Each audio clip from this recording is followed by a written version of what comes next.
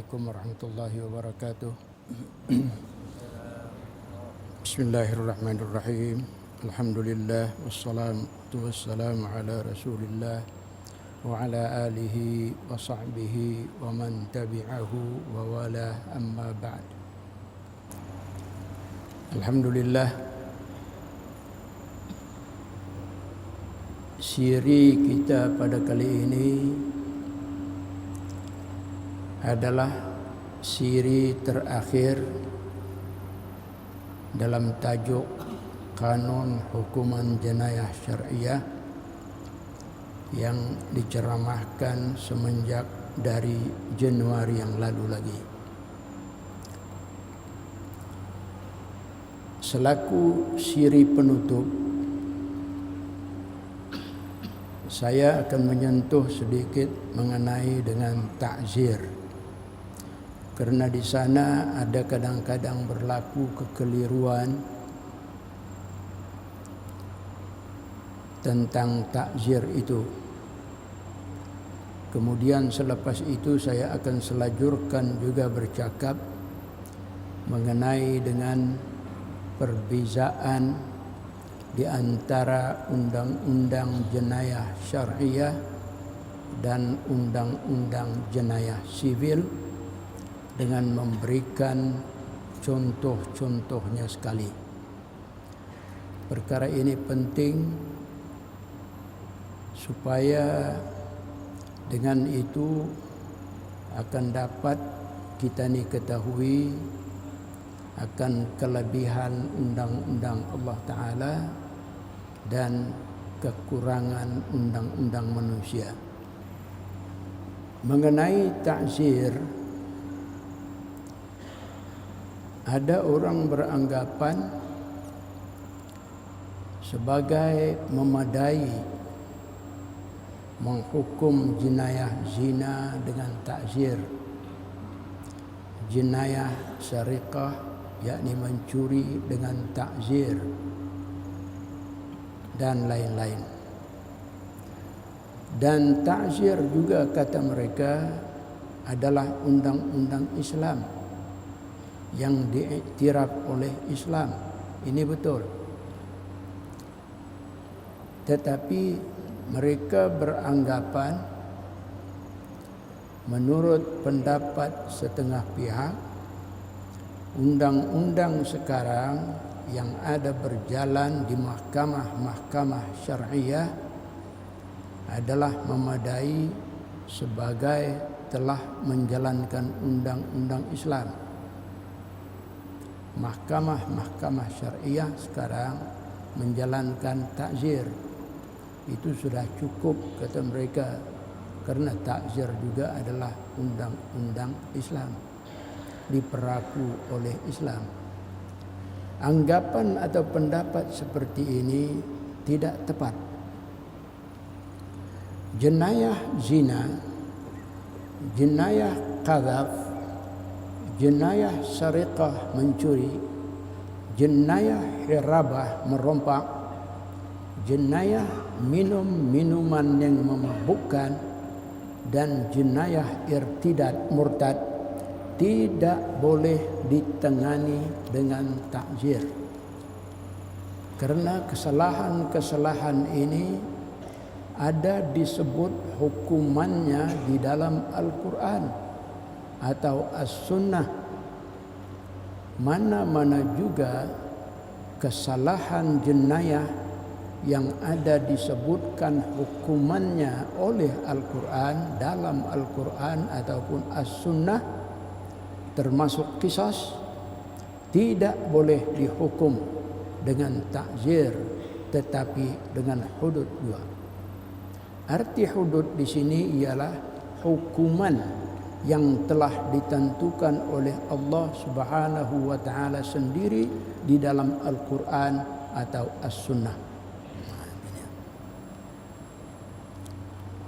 Skop jenayah hudud dan skop jenayah takzir berbeda. Skop jenayah hudud adalah terbatas kepada beberapa jenis jenayah sahaja seperti yang telah saya sebutkan tadi. Zina, qadzaf, sariqah, mencuri, hirabah, merompang, minum minuman keras, dan murtad, termasuk juga qisas. Itu adalah jenayah hudud. Sementara skop jenayah ta'zir pula adalah lebih luas, meliputi semua bentuk kesalahan, semua bentuk jenayah atau maksiat, dan hukuman juga. Hukuman jenayah ta'zir itu adalah pelbagai macam-macam hukuman, tertakluk kepada budi bicara pemerintah atau badan perundangan atau hakim dalam mahkamah. Namun ada ketikanya ta'zir itu seakan-akan mengambil tempat hudud, yaitu apabila hukuman bagi jenayah hudud tidak dapat dilaksanakan karena tidak memenuhi syarat-syarat pelaksanaan, seperti misalnya saksi tidak cukup dan lain-lain. Namun ta'zir di sini bukanlah ia tepat-tepat mengambil tempat hudud. Tidak boleh ta'zir menggantikan tempat hudud. Tidak boleh. Jenayah zina, jenayah qadzaf, menuduh orang berzina, jenayah sariqah, mencuri, jenayah hirabah, merompak, jenayah minum arak, dan jenayah irtidad, murtad, mesti dan wajib ia dihukum dengan hudud, bukan dengan ta'zir. Karena itu amalan mahkamah-mahkamah syariah masa kini yang menghukum jenayah hudud dengan ta'zir itu belum dianggap syar'i, belum dianggap menepati hukum syarak, tidak dapat dianggap syar'i, kecuali kalau kita sudah ada akta hukuman jenayah syariah. Di sini kita akan menilai dulu. Mesti lebih dahulu kita lihat setiap kes hudud itu, adakah ia layak untuk diangkat kepada akta hukuman jenayah syariah ataupun tidak. Jika layak, mencukupi syarat-syaratnya, maka kita mesti tangani ia dengan akta hudud, yakni akta hukuman jenayah syariah. Kita tidak sebut akta hudud, tetapi kita akan sebut akta hukuman jenayah syariah. Dan jika tidak mencukupi syarat, barulah kita beralih kepada ta'zir karena maslahat, karena kepentingan. Dari sinilah makanya kita perlu mempunyai akta hukuman jenayah syariah itu dan wajib melaksanakannya. Kita perlu ada akta hukuman jenayah syariah untuk menangani segala kes hudud. Jika tidak boleh ditangani dengan akta ini karena tidak mencukupi syarat-syarat, maka barulah kita berkira kepada ta'zir, di mana pada ketika itu tidak berbangkit lagi hudud. Dalam makna ia bukan hudud lagi, ia sudah menjadi kesalahan atau jenayah ta'zir dan akan ditangani dengan ta'zir pula. Ia tidak lagi akan dianggap sebagai jenayah atau maksiat hudud, tetapi cuma jenayah atau maksiat ta'zir saja. Karena syarat untuk ia diangkat kepada akta jenayah syariah atau hudud sudah tidak mencukupi, maka yang layak baginya hanyalah hukuman ta'zir juga. Seperti mungkin saja ia akan dilihat sebagai khaluat, bukan benar-benar zina sebagai khalwat, atau sekadar bercumbu-cumbuan,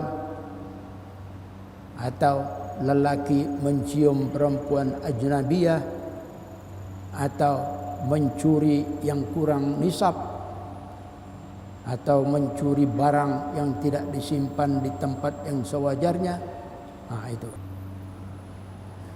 Begitulah serba sedikit mengenai dengan kedudukan takzir. Selain jenayah atau kesalahan-kesalahan hudud, terdapat juga jenayah atau kesalahan turut disebut oleh Al-Quran, turut disebut oleh As-Sunnah, tetapi tidak dinyatakan hukumannya.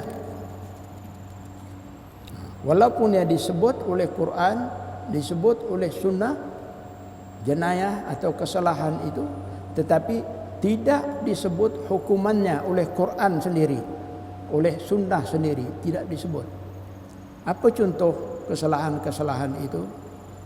Contohnya banyak. Di antaranya kesalahan memakan makanan haram, seperti makan bangkai, makan darah, makan daging babi, makan daging yang tidak disembelih mengikut hukum syarak. Ini sebetulnya jenayah, maksiat, tetapi Quran tidak menyebut hukumannya. Ini kalau kita mau, kalau pemerintah mau, dia akan tangani semua ini dengan takzir. Boleh dijadikan akta, tetapi dengan takzir, bukan dengan hukuman hudud. Sebab ia tidak disebut hukumannya oleh Al-Quran atau As-Sunnah. Tapi tentang kesalahan ini ada disebut oleh Quran. Misalnya ia dalam surah Al-Baqarah ayat 173. Innama harrama alaikumul maitata waddama wa lahmal khinzir wa ma uhilla bihi li ghairillah. Itu Quran menyebut tentang jenayah memakan makanan haram ini dan jenis-jenisnya. Apalagi kesalahan tidak menunaikan amanah dan menghukum dengan zalim, satu kesalahan, tetapi hukumannya Allah Ta'ala tidak sebut. Namun kesalahan ini disebut oleh Al-Quran. Inna Allaha ya'murukum an tu'addul amanati ila ahliha. Allah Ta'ala menyuruh, memerintahkan supaya kita menunaikan amanah kepada ahlinya. Maknanya kalau tidak ditunaikan menjadi satu kesalahan. Tapi kesalahan ini hukumannya tidak disebut oleh Al-Quran.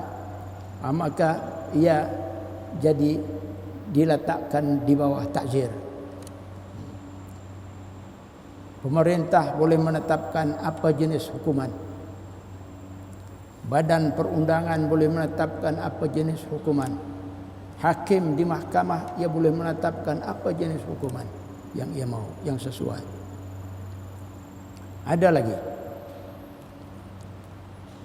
memakan harta anak yatim dianggap satu kesalahan, satu jenayah. Ini disebut oleh Al-Quran, wa atul yatama amwalahum. Kita disuruh memelihara harta anak yatim dan menyerahkan kepada bisydia itu bila sudah cukup masanya. Kalau indah, kalau dikhianati, ia jadi satu kesalahan, satu jenayah di bawah undang-undang Allah. Tetapi Allah Ta'ala indah menyebutkan apa jenis hukuman yang akan diberikan kepada mereka ini. Ia terpulang kepada budi bicara pemerintah atau badan perundangan ataupun hakim di mahkamah. Maknanya ia boleh dibuat akta di bawah takzir. Ini takzir yang diiktiraf oleh Islam. Ada lain-lain lagi Misalnya menipu sukatan atau timbangan. Indah lurus menimbang, indah lurus menyukat. Satu jenayah di sisi Allah Subhanahu wa taala, dan disebut oleh Al-Qur'an, wa idza kaluhum aw wazanuhum yukhsirun. Itu ayat Quran. Tetapi hukumannya Allah tidak sebut apa jenis. Terpulang kepada pemerintah, terpulang kepada badan perundangan ataupun mahkamah untuk menetapkan apa jenis hukuman. Maknanya kita boleh buat akta lah mengenainya. Begitu juga makan riba, satu jenayah. Apa yang dah jenayah? Kita ni mengambil riba daripada seseorang. Orang yang kita ni ambil riba itu menderita kepada dia. Satu jenayah. Ini juga disebut dalam Al-Quran. Alladzina ya'kuluna riba, ya Allah Ta'ala. Tapi tidak disebut apa jenis hukumannya. Ia diletakkan di bawah takzir. Banyak lagi. Melakukan rasuah. Semua orang faham, semua orang tahu apa rasuah. Melakukan rasuah ada disebut dalam Al-Quran. Tapi Allah Ta'ala tidak menentukan apa jenis hukumannya. Kita lah sendiri boleh menentukan apa jenis hukuman yang sesuai. Wala ta'kulu amwalakum bainakum bil batil. Itu ayat melakukan rasuah sebagai misalan. Berjudi, menilik nasib, itu salah. Satu jenayah ada disebut oleh Al-Quran. Tapi tidak disebutkan oleh Allah apa jenis hukumannya. Ini semua adalah jenayah-jenayah atau kesalahan-kesalahan yang ada disebut oleh Al-Quran tetapi tidak dinyatakan hukumannya. Lalu dengan itu ia cuma dikategorikan sebagai kesalahan-kesalahan takzir sahaja. Dan hukumannya pula tertakluk kepada budi bicara pemerintah atau badan perundangan atau hakim dalam mahkamah. Itu adalah kesalahan-kesalahan yang disebut oleh Al-Quran.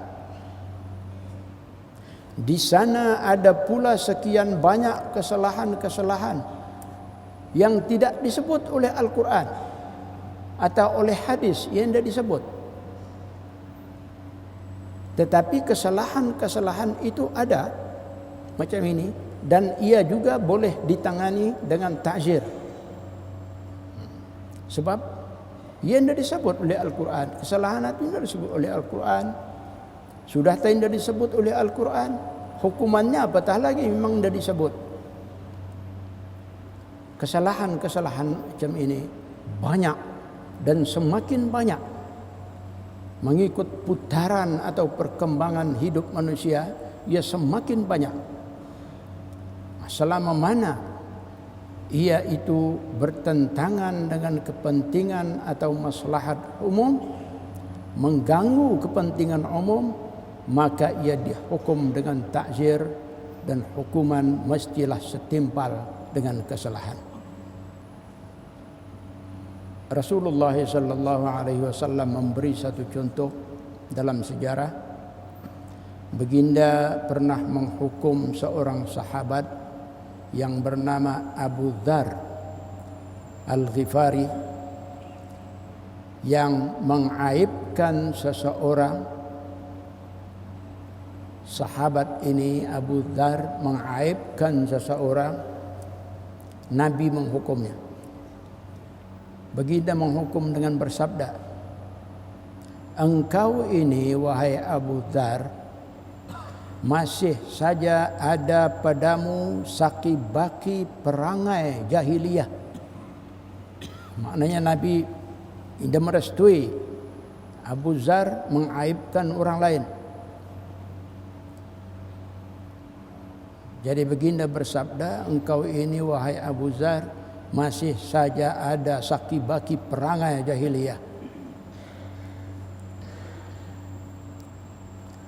Dengan sabda baginda ini dapat ia dianggap sebagai satu hukuman ke atas Abu Zar, di mana kesannya tentu saja mendalam dirasakan oleh sahabat ini. Rasulullah menegur para sahabat dahulu kala. Kalau Rasulullah menegur, bukan perkara kecil, perkara yang rakat, melekat pada mereka sehingga akhir hayat. Begitu juga kalau baginda sallallahu alaihi wasallam melarang, larangan itu akan diingat dan diikut sehingga ke akhir hayat. Apa saja bentuk nasihatkah, bentuk kecamankah, bentuk larangankah, bentuk suruhankah, yang keluar daripada Rasulullah sallallahu alaihi wasallam adalah dianggap pedoman yang tertinggi oleh para sahabat, yang tidak akan dilupakan hingga ke akhir hayat. Maka demikianlah Abu Zar ditegur oleh baginda sallallahu alaihi wasallam karena dia mengaibkan orang lain. Teguran ini adalah melekat dan rakat di hati Abu Zar sehingga ke akhir hayat. Satu hukuman. Demikian juga Rasulullah sallallahu alaihi wasallam pernah menghukum beberapa orang sahabat dengan hukuman pengasingan. Diasingkan. Ya, kita ni sekarang ini buang daerah, buang negeri. Rasulullah pernah melakukan ke atas beberapa orang sahabat karena sahabat-sahabat ini enggan, tidak mau ikut berjihad di medan Tabuk, peperangan Tabuk. Hukuman. Kesalahan macam ini mana dalam Quran, mana ada dalam hadis. Tapi dihukum dengan takzir. Sayyidina Umar pula pernah menghitamkan muka seseorang sebagai hukuman kerana memberikan kesaksian palsu. Orang itu memberikan kesaksian palsu dan disabitkan bersalah. Sayyidina Umar Ibn Al-Khattab hukum hitamkan muanya.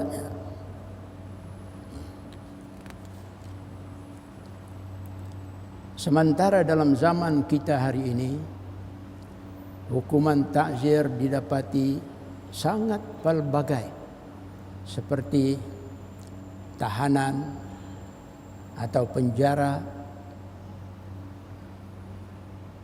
Semua di dunia ada penjara. Itu takzir sebetulnya. Denda dengan wang. Kalau orang salah itu ini, kesalahan sekian-sekian, didenda dengan uang. Atau dengan rotan atau sebat. Atau dirampas hartanya. Atau membekukan hartanya dalam bank, atau pemusnahan atau pelupusan barangannya, atau buang negeri, atau menurunkan pangkat, atau memecat jawatan dan lain-lain lagi karena kesalahan-kesalahan tertentu. Itu semua takzir. Boleh saja dibuat hukuman-hukuman ini setimpal dengan kesalahan. Jangan lebih-lebih. Kalau kesalahan sedikit, hukumannya terlampau berat, itu tidak boleh. Timbang-timbanglah. Sekarang elok juga di sini kalau saya sebutkan sedikit tentang perbezaan di antara undang-undang jenayah syariah dan undang-undang jenayah sivil. Undang-undang jenayah syariah adalah datangnya langsung daripada Allah Subhanahu wa taala. Digubal untuk manusia oleh Allah sendiri. Sementara undang-undang jenayah sivil pula kebanyakannya datang daripada barat dan digubal oleh manusia. Di negara kita seperti juga di negara jiran misalnya, undang-undang jenayah kebanyakan diperuntukkan dalam kanun kesiksaan yang diambil dari kanun kesiksaan tertentu, berasal dari perundangan common law England. Selain kanun kesiksaan, undang-undang jenayah juga didapati dalam akta-akta tertentu seperti akta custom dan excise, akta dadah berbahaya, akta rasuah, akta rahsia rasmi, dan lain-lain. Dilengkapi lagi dengan akta keterangan dan lain-lain akta yang berkaitan dengan mahkamah. Sudah tentu perbezaan di antara kedua-dua undang-undang ini sangat-sangat ketara disebabkan sumbernya yang berlainan. Di antara perbezaan itu ialah satu, undang-undang jenayah syariah adalah yaitu datang daripada Allah, sedang undang-undang jenayah sivil dicipta oleh manusia. Tentu saja perbezaan itu pasti wujud, tidak boleh tidak. Sebab Allah, sebagaimana kita sama-sama maklum, mempunyai segala sifat kesempurnaan. Tentu saja undang-undangnya juga berstatus paling sempurna. Nisbah Allah itu dengan manusia, manusia selaku makhluk ciptaannya. Tentu saja Allah itu adalah Maha Tahu. Mustahil Allah tidak tahu akan kesesuaian undang-undang ini untuk manusia. Berbeza dengan undang-undang jenayah ciptaan manusia sendiri. Ia sentiasa terdedah kepada 1001 macam kelemahan dan kekurangan.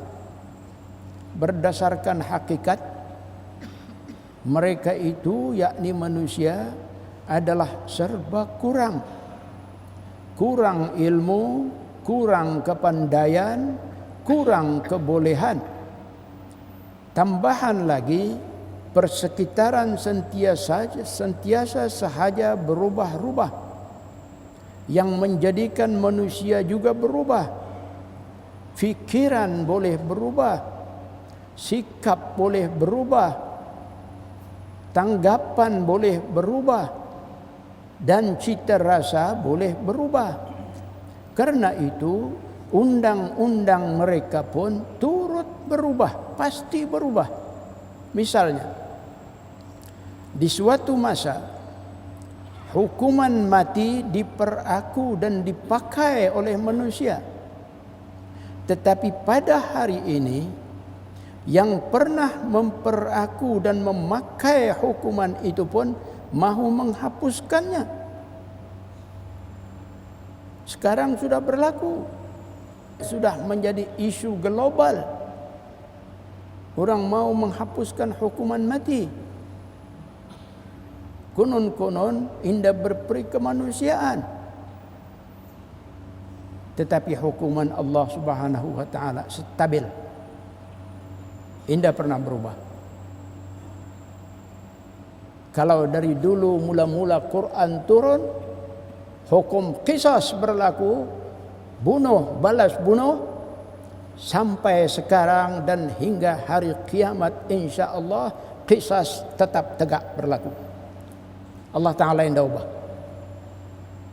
Sebab Allah Ta'ala Maha tahu bahwa hukuman ini diperlukan oleh manusia sehingga ke akhir zaman.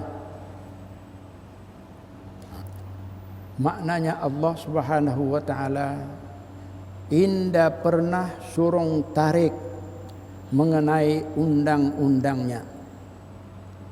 Karena Allah itu dalam ilmunya sudah tahu bahwa undang-undang qisas itu adalah sesuai dan diperlukan sehingga hari kiamat. Begitu juga satu misalan lain lagi, jenayah paling keji, gay, homoseksual. Dahulunya semua orang menganggapnya jenayah. Semua orang menganggapnya jenayah. Tetapi sekarang undang-undang manusia ada yang tidak lagi menganggapnya satu jenayah. Bahkan amalan sah melalui perkahwinan konon-konon. Kan jauh itu. Sedang undang-undang Allah Ta'ala mengenainya dari zaman Nabi Lut sampai sekarang, amalan liwat, gay, homoseksual itu tidak berubah. Ia terus dikutuk dan ditentukan hukumannya. Itu satu. Kita boleh lihat perbezaan antara undang-undang jenayah syariah dan undang-undang jenayah sibil. Dua, undang-undang jenayah syariah ia tidak terlepas dari aspek akidah, kepercayaan, meyakini perkara-perkara gaib sebagai wajib dipercayai karena ia disebut oleh Al-Quran dan As-Sunnah. Unsur mempercayai adanya pembalasan hari akhirat menjadikan manusia menjauhi jenayah. Ya Allah Ta'ala, zina mengundang neraka.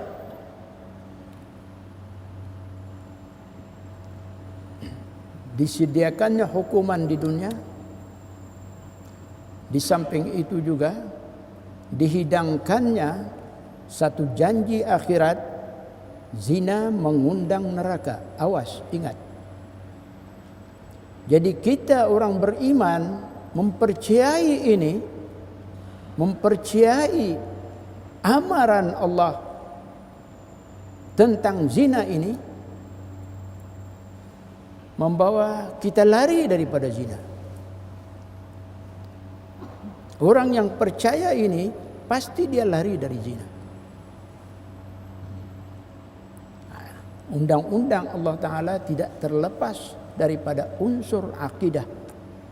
Sedangkan undang-undang jelama manusia tidak ada ini. Tidak ada semua ini.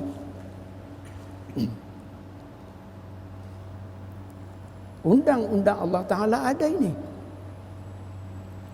Walaupun tidak ada orang melihat, tidak ada penguat kuasa melihat, menyaksikan, tapi kalau orang beriman, tidak ada semua itu pun dia membuat.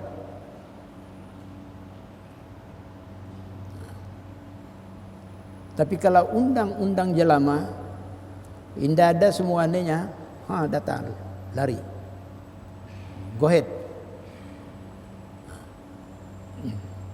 Sebab yang dah diberitahu tentang akhirat, tentang balasan di akhirat, undang-undang jalama indah ada menyebut tentang balasan di akhirat, indah ada. Okey. Kalau terlanjur, kalau orang sudah terlanjur melakukan jenayah, orang beriman, ia boleh tampil menyerah diri, minta dihukum semata-mata kerana keimanannya terhadap azab Allah Subhanahu wa taala di akhirat. Ini bukan cakap-cakap, tetapi pernah berlaku dalam sejarah keemasan Islam. Sebagaimana saya sudah sebut dalam ceramah yang lalu-lalu, di mana seorang berzina menghadap Rasulullah sallallahu alaihi wasallam minta dihukum. Indah mau minta dihukum. Karena keyakinannya kepada akhirat.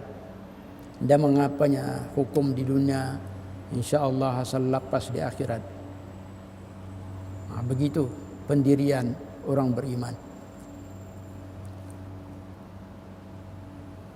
Perkara-perkara semua ini dalam undang-undang jenayah sivil kosong. Tidak ada ini. Janji akhirat tidak ada. Amaran-amaran akhirat tidak ada. Semata-mata hukuman.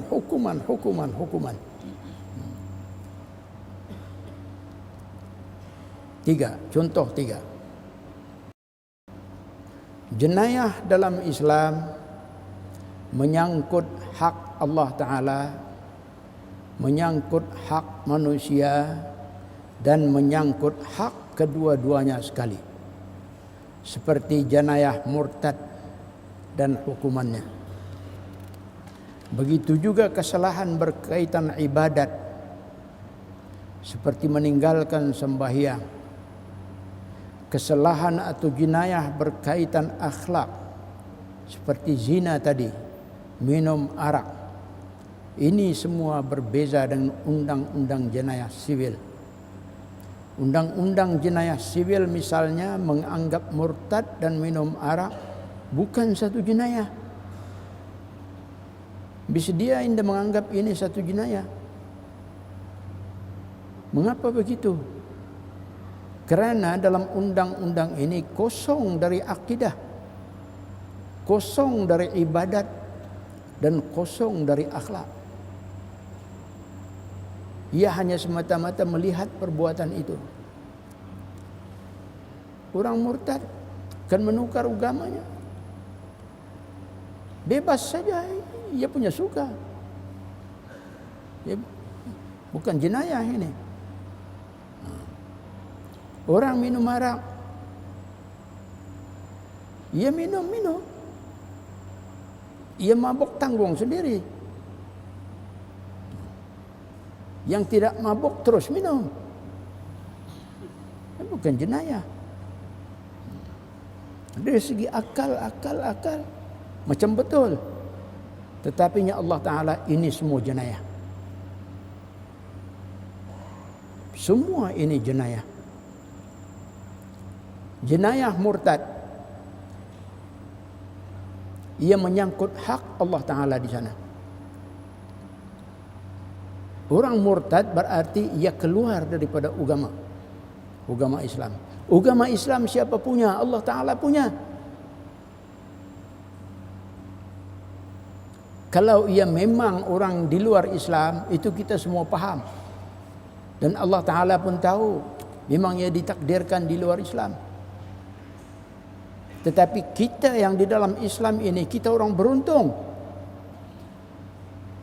Kita orang beruntung. Allah Ta'ala sudah beri kita untung. Tiba-tiba kita melompat keluar daripada agama ini. Berarti kita tidak menghormati Allah, tidak mensyukuri Allah. Kita memalukan Allah. Di mana artinya, oh aku boleh keluar daripada agamamu, ya Allah. Jenayahlah. Jenayah besar. Contoh lain, undang-undang jenayah syariah lebih menitik beratkan pencegahan dari hukuman. Ini dapat dilihat dari jenayah zina itu. Allah Subhanahu wa taala menyebut la taqrabuz zina. Janganlah kamu menghampiri zina. Ayat ini adalah terang-terang mengandungi unsur pencegahan itu. Jangan menghampiri zina. Dengan cara apa? Dengan cara misalnya jangan bergaul bebas, jangan berdua-duaan saja-saja.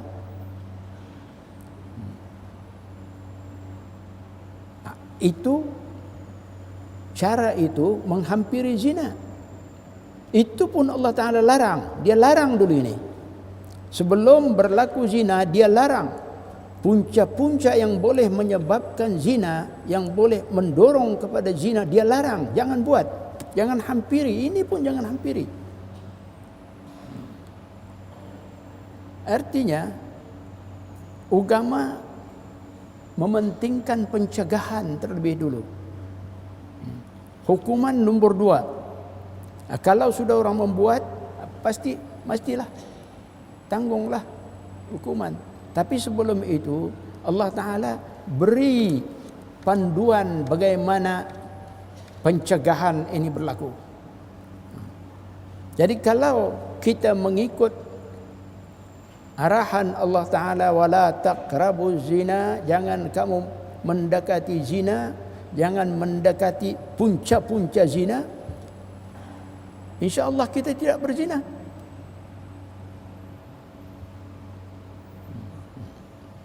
Pencegahan di sana. Tetapi undang-undang jenayah sivil ia tidak melihat ini. Ia semata-mata kau bersalah masih dihukum. Itu saja. Diharamkan minum araknya Allah Ta'ala. Jangan minum arak. Mengapa jangan minum arak? Minum arak punca maksiat lain, punca jenayah lain yang lebih besar lagi daripada akibat mabuk. Betul atau tidak ini? Cuba kita lihat, orang mabuk dia boleh melakukan apa saja. Dia boleh berzina, dia boleh membunuh orang, dia boleh mencuri, dia boleh berkelakuan macam kanak-kanak, dia boleh berkelakuan macam orang lali, semua boleh. Hukuman Allah Ta'ala mengenai arak adalah untuk mencegah supaya jangan melakukan ini, kerana ini puncanya lebih besar lagi, maksiat lain boleh dilakukan.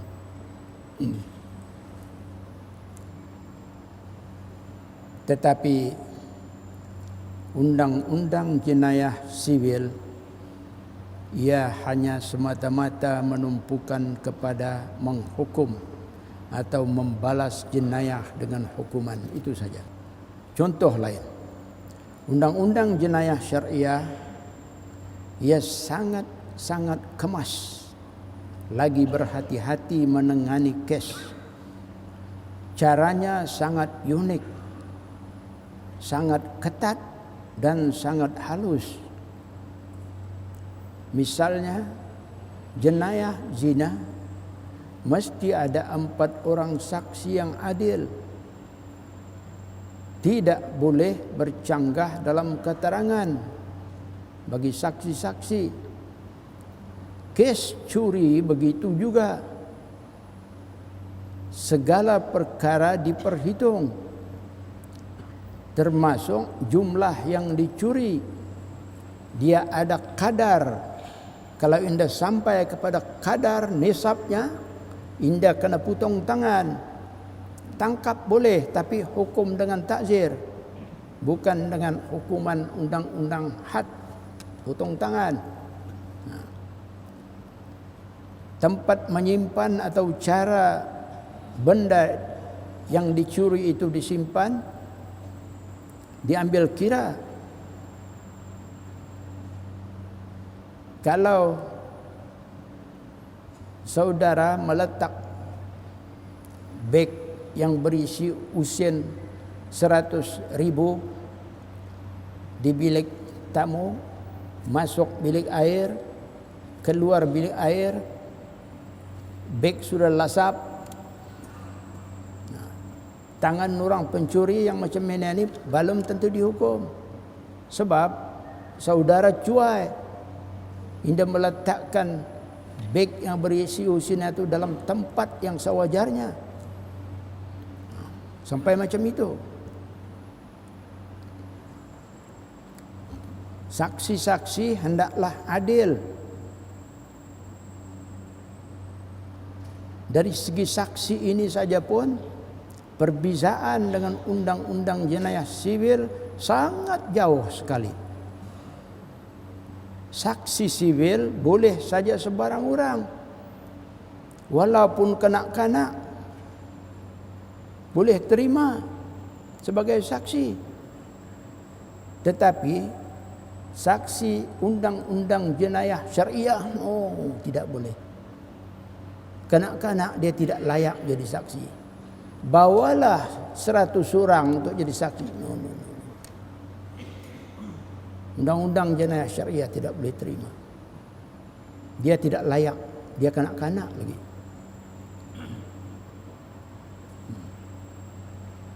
Hatta orang tua. Orang tua. Orang yang sudah berusia, yang sudah matang, mau disuluh juga. Ini orang adil ke atau untuk orang fasik? Kalau orang fasik, tolak, tidak boleh. Macam mana nak tentukan fasik? Ada sukat-sukat. Macam-macam boleh jadi sukat-sukat. Umur saja tua, tidak pernah sembahyang. Macam mana boleh terima jadi saksi? Ya Islam tidak boleh. Nyantah. Terima kasih. Tidak boleh jadi saksi.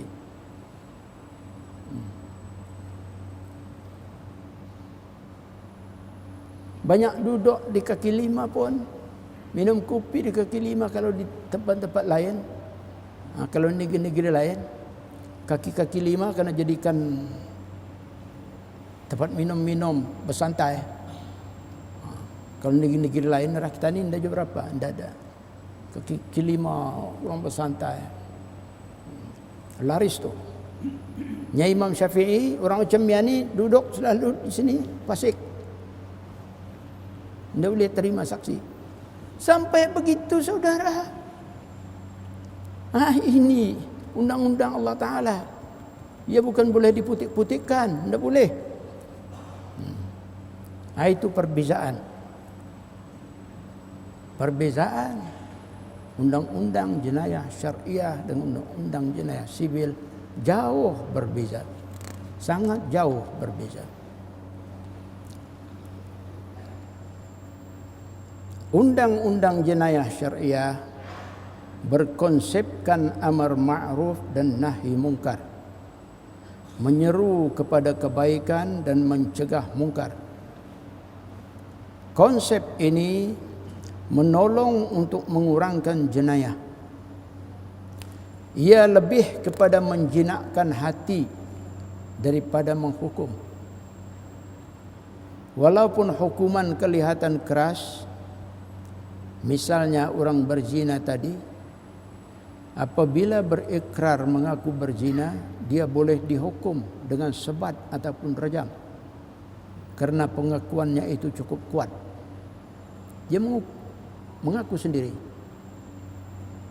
Itu sudah bukti yang cukup kuat. Ia boleh dihukum dengan sebat atau rajam kalau mahkamah mau. Tetapi walaupun begitu, jika dia menarik balik ikrarnya, aku tarik baliknya. Pengakuan tadi aku berzina, aku tarik balik.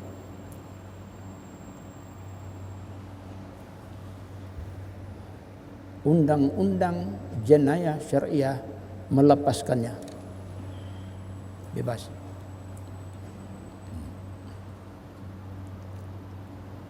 Begitu juga orang murtad. Jika sabit kesalahan, hukumannya mati.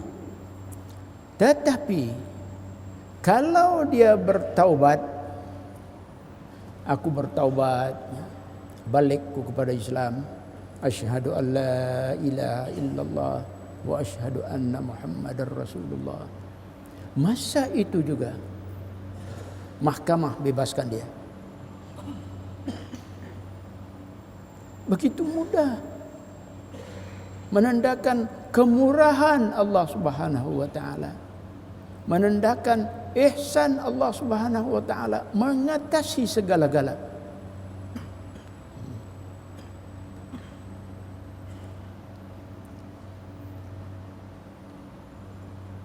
Tidakkah konsep macam ini lebih menjinakkan hati manusia? Orang yang mengalaminya perkara seperti ini pasti akan bertambah sayang kepada Islam, bukan membencinya. Walaupun dia pernah keluar Islam, kalau dia bertaubat, taubatnya diterima, dia dibebaskan, dia pasti hatinya akan tunduk kepada Islam, akan lebih sayang kepada Islam, bukan lari daripada Islam.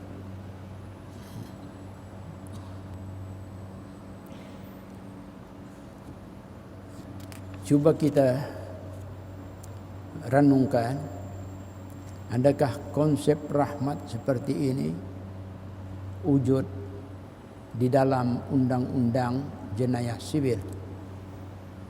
Barangkali tidak. Tidak ada.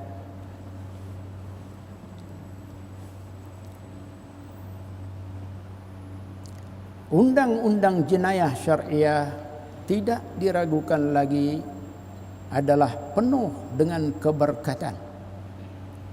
Sebab penggubalnya siapa? Tidak lain dan tidak bukan dari pemilik rahmat dan pemilik berkat itu sendiri, yaitu Allah. Dialah yang menggubal, seperti juga dialah yang empunya agama Islam. Siapakah mampu menyangkal kebaikan gubalan ini? Tentang kelurusannya, tentang kesesuaiannya, tentang keberkatannya. Kalau dengan akal yang waras, kita tidak akan menyangkal. Memang berkat tidak dapat dilihat oleh panca indera, tetapi buktinya ada melalui janji Allah serta dari peristiwa-peristiwa yang banyak berlaku. Sila kita rujuk sejarah di zaman Nabi dan para sahabat yang telah melaksanakan undang-undang syariah ini. Ada kes, tetapi seperti juga tidak ada. Sebab bilangannya amat sedikit. Tidakkah ini menandakan di sana ada keberkatan karena menjalankan undang-undang Allah ini. Berbanding undang-undang jenayah sivil ciptaan manusia, walaupun hukumannya sangat berat, tetapi gagal untuk mengesankan rasa gerun, rasa insaf seperti berlaku kepada hukuman mati mandaturi bagi kesalahan dadah. Cuba kita lihat. Walaupun undang-undang itu amat keras dan terdapat di mana-mana, namun jenayah dadah masih saja berlaku dan malah menjadi-jadi tiada hentinya. Mengapa ini? Tentu saja di situ ada menyangkut perkara berkat. 8. Kita menyebut tadi perbezaan dalam hukuman. Contohnya hukum sebat. Mari kita lihat baik-baik. Sebat atau rotan adalah berperanan dalam undang-undang jenayah syariah dan juga undang-undang jenayah sivil. Walaupun namanya sama saja namanya rotan atau sebat, namun bentuk, cara, kesan dan akibatnya dari perlaksanaan adalah jauh berbeda. Pasti ia berbeza.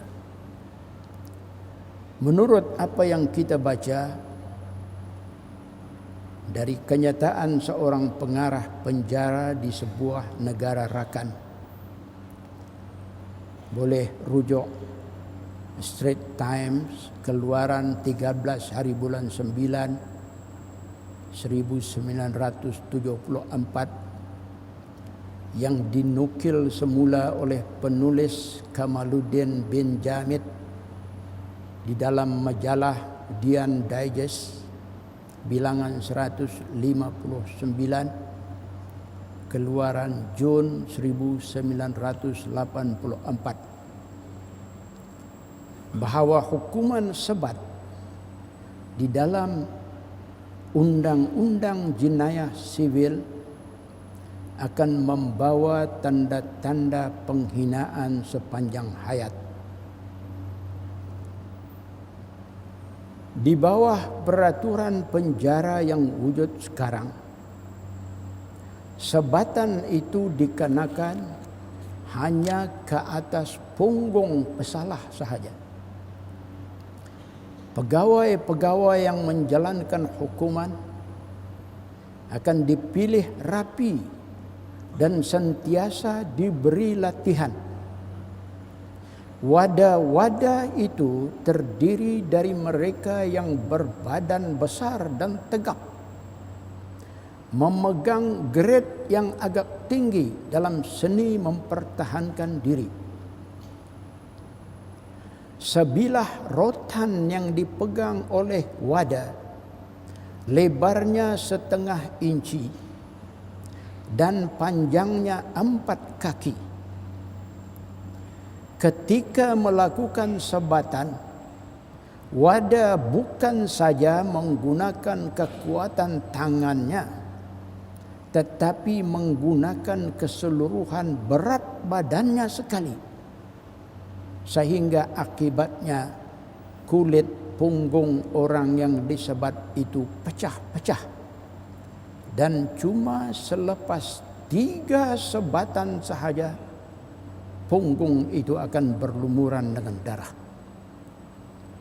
Rotan yang digunakan akan direndam terlebih dahulu di dalam air selama 1 malam supaya ia tidak pecah apabila singgah di punggung pesalah. Biasanya banduan akan pengsan selepas 3 kali sebatan yang pertama atau 4 sebatan. Bayangkan kalau jumlah sebatan itu katakan 24 kali, atau ambillah minimanya 6 kali sahaja, berapa kalikah banduan akan pengsan kalaupun tidak mati? Cara hukuman sebat dijalankan adalah secara sulit di luar penglihatan banduan-banduan lain. banduan yang disebat akan ditelanjangkan. Ada juga yang menyebut dipakaikan cawat untuk cuma menutupi bahagian depan sahaja, dan diikat pergelangan kaki dan tangannya di kayu galang. Bentuk galang itu sama dengan bentuk huruf H yang disambung di atas dan dilebarkan kakinya seluas 3 kaki. Tali pengikat yang kokoh pula adalah penting, kerana pada biasanya banduan yang disebat itu akan menggelepar dengan sekuat-kuatnya kerana terlalu sakit. Ini dia sebatan dalam Undang-Undang Jenayah Sivil Ciptaan Manusia yang tujuannya semata-mata untuk menghukum, untuk menyiksa dan mencederakan sebagai pembalasan akibat dari jenayah yang dilakukan. Berbeza saudara, berbeza. Berbeza, sangat jauh berbeza dengan hukuman sebat dalam Undang-Undang Jenayah Syariah. Dalam Undang-Undang Jenayah Syariah, hukuman itu lebih dilihat sebagai untuk mengasuh dan mendidik, bukan saja kepada penjenayah, malahan juga kepada masyarakat. Karena itulah hikmah hukuman itu dijalankan dengan terbuka di khalayak orang ramai atau sebahagian orang ramai, bukannya seperti Undang-Undang Jenayah Sivil secara bersembunyi-sembunyi dan tertutup. Karena yang penting bagi undang-undang ini, jenayah sivil, hanyalah semata-mata menghukum untuk menimpakan siksaan yang menambahkan lagi penderitaan dan kehinaan sepanjang hayat kepada penjenayah, bukan bermatlamatkan untuk membersihkan rohani manusia. Di dalam Undang-Undang Jenayah Sivil tidak kelihatan langsung rahmat, melainkan semata-mata kekerasan dan kebengisan belaka berupa ikat, telanjang, atau beri pakaikan cawat, sebat sampai pingsan, dan berlumuran darah. Sementara alat penyebat pula dipastikan benar-benar memeritkan, mampu memeritkan, dan si penyebat orang kuat berbadan tegap.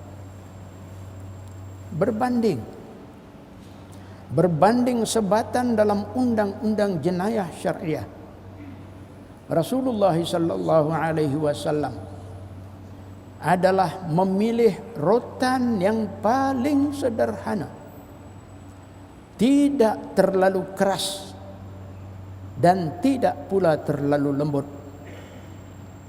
Sayyidina Umar ibn al-Khattab radhiyallahu anhu, seorang yang terkenal sangat strict melaksanakan keadilan, pernah mengingatkan kepada tukang-tukang sebat dan bahkan menegah mereka daripada mengangkat lengan sehingga ternampak ketiak.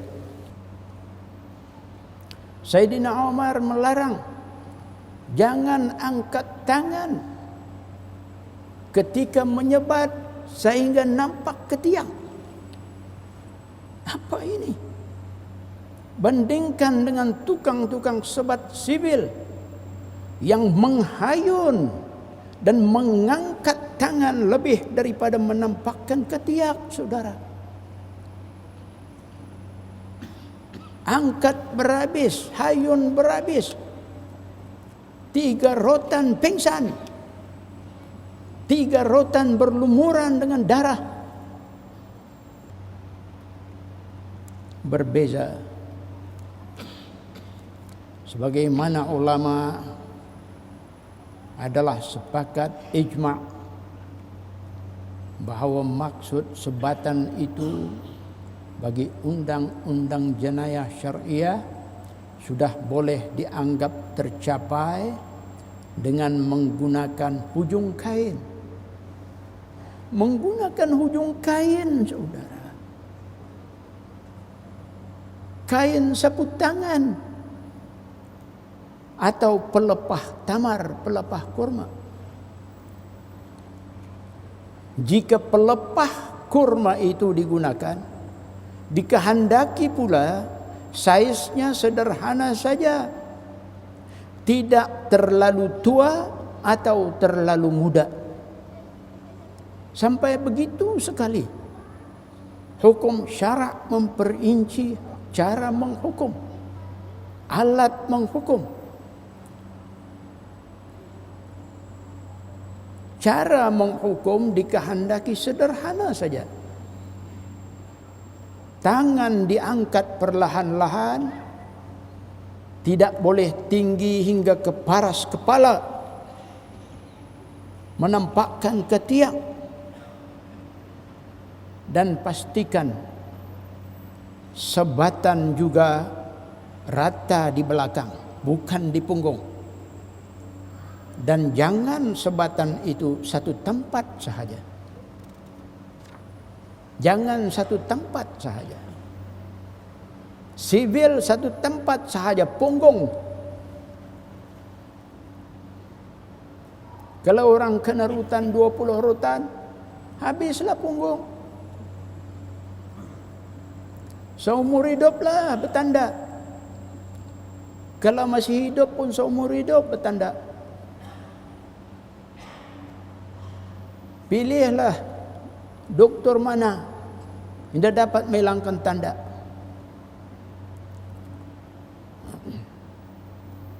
Nah itu mengikut cerita seorang bekas pengarah penjara yang pernah kita baca.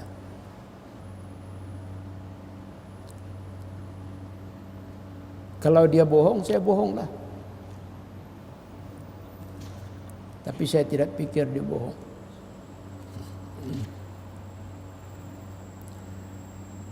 Sekian setakat ini saja. Saya tutup dengan mohon maaf kiranya dalam sepanjang kuliah saya